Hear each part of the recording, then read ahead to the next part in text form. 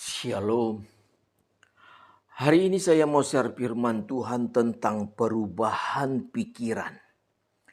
Dalam dunia kedokteran ada metode pengobatan yang disebut placebo. Placebo ini seperti pemberian obat kepada pasien, tapi sebenarnya tidak punya kandungan apa-apa. Kadang dokter memberikan ini untuk pasien, ternyata hasilnya bisa membantu untuk pemulihan kesembuhan pasien. Terkadang juga dilakukan operasi palsu, biasanya untuk lutut. Di sini pasien benar-benar dibius, dibedah, dijahit luarnya saja. Namun tidak dilakukan apa-apa di bagian dalamnya. Cara-cara itu nyatanya bisa membuat pasien sembuh. Kenapa? Karena secara medis pasien itu memang tidak sakit, yang membuat ia sakit adalah pikirannya. Ada orang merasa memiliki mobil mewah, membuat hidupnya jadi lebih baik. Padahal mobil itu hanya dipakai sehari sekali. Ada orang yang merasa badannya lebih segar setelah berlibur ke luar negeri.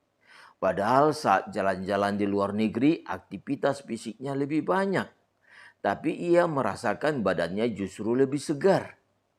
Inilah yang dibilang mirip dengan efek placebo tadi.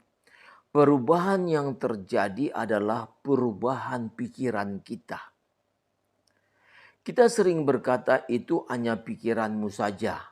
Tapi hari ini kita bisa melihat betapa pentingnya kita mengarahkan pikiran agar bisa mengubah situasi yang harus dihadapi.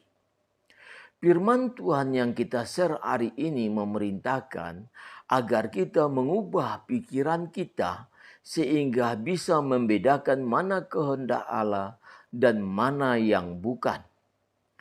Apa yang kita pikirkan dan bagaimana cara kita berpikir akan menentukan apa yang akan kita lakukan.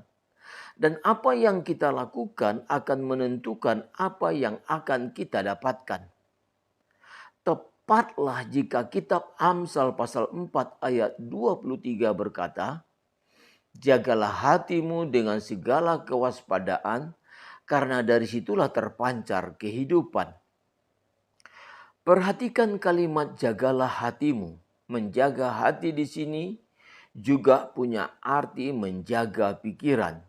Jangan biarkan pikiran diisi dengan hal-hal yang jahat oleh si iblis. Kalau pikiran kita diisi dengan hal-hal yang jahat oleh si iblis, maka kita akan melakukan hal-hal yang jahat.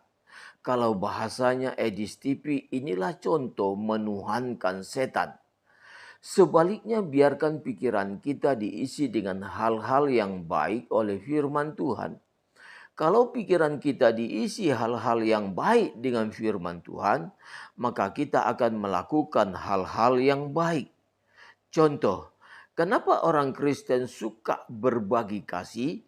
Karena ajaran Kristus adalah kasih. Ketika masuk di pikiran kita ajaran kasih, maka yang keluar adalah kasih. Inilah yang selalu dikatakan oleh Edis TV. Jika kita menuhankan Yesus, kita harus taat dan tunduk kepada Yesus dan biarkan Yesus menjadi Raja dan memerintah atas hidup kita. Jangan lupa like, subscribe. Tekan sekarang juga ya.